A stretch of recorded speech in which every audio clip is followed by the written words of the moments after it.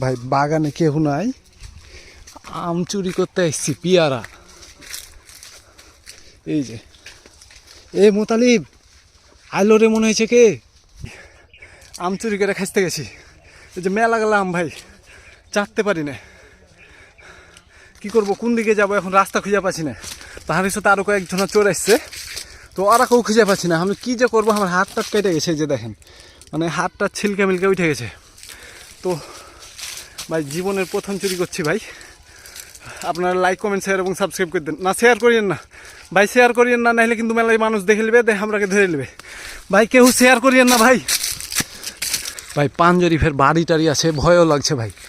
এই যে দেখেন মাটির বাড়ি, এই বাড়ি গেলা দেখে ভয়ও লাগছে। এদের তো মনে হচ্ছে একটা ছোটো ছেলে আছে। ও ছুটির কাছে কত ছুটি দিচ্ছি জি, আরেকদিন আসবো ছুটি চুরি করতে।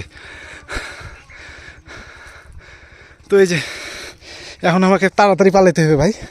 আমগুলা পাইছি, মাটির বাড়ির মানুষগুলা দেখে নেওয়ার আগেই পালাইতে হবে, তাহলে চোর আরও কয়েকটা সাথী এসছে চললাই ভাই, আমরা চুরি করি না।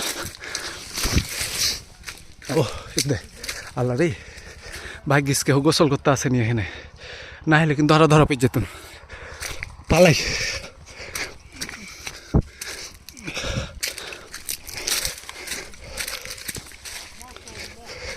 ওই কই রে,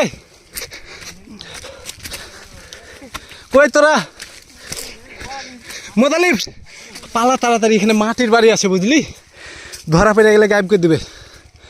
মা গে মা, খাইতে গেছি। মানুষজনকে শেয়ার করতে মানা কর, নাহলে ধরা পেয়ে যাবো ভাই।